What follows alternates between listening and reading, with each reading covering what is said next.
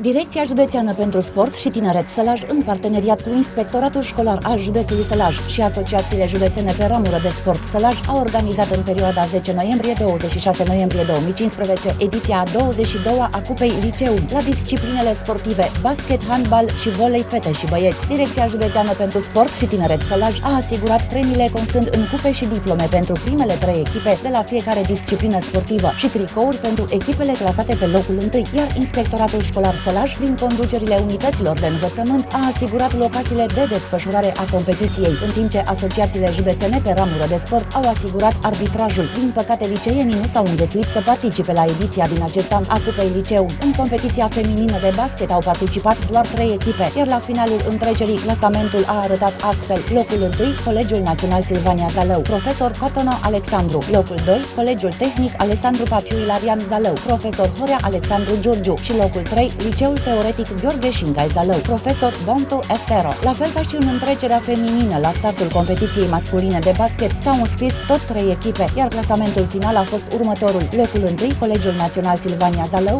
profesor Cotono Alexandru; locul 2, Liceul Teoretic Gheorghe Șincai Zalău, profesor Bontu Estera; și locul 3, Colegiul Tehnic Alessandru Papiu Ilarian Zalău, profesor Horea Alexandru Giurgiu. Liceienii din județ nu s-au prea înghesuit nici la competiția de handbal, unde au participat tot 3 echipe, atât la feminin cât și la masculin. Competiția feminină a fost câștigată anul acesta de elevele Liceului Tehnologic Cerei Goga Crasna, profesor Boroș Arpad, iar pe locurile 2 și 3 s-au clasat elevele de la Colegiul Național Simion Bărnuțiu și Mleu Silvaniei, profesor Iștvan Covaci, și elevele de la Liceul Tehnologic Gâlgău, profesor Vaida Ionuț. La fel ca și în competiția feminină, la masculin s-a impus echipa Liceului Tehnologic Cerei Goga Crasna, echipă condusă de profesorul Otilo Todor. Pe locul 2 s-a clasat echipa Liceului Tehnologic Gheorghe Pop de Băsești, Cehul Silvaniei, condusă de profesor Claudiu Pupăză, iar pe locul 3 s-a clasat echipa Liceului Tehnologic Liviu Rebreanu Hida, echipă pregătită de profesor Gavril Pup. Sportul de cea mai mare priză în rândul elevilor de liceu din județul Sălaj rămâne voleiul. La startul întrecerilor feminine s-au aliniat 6 echipe, iar la masculin 11. În urma meciurilor disputate, echipa feminină a Colegiului Național Simion Bărnuțiu și Mleu Silvaniei, condusă de pe margine de profesor Raul Sârbe, a reușit să câștige întrecerea,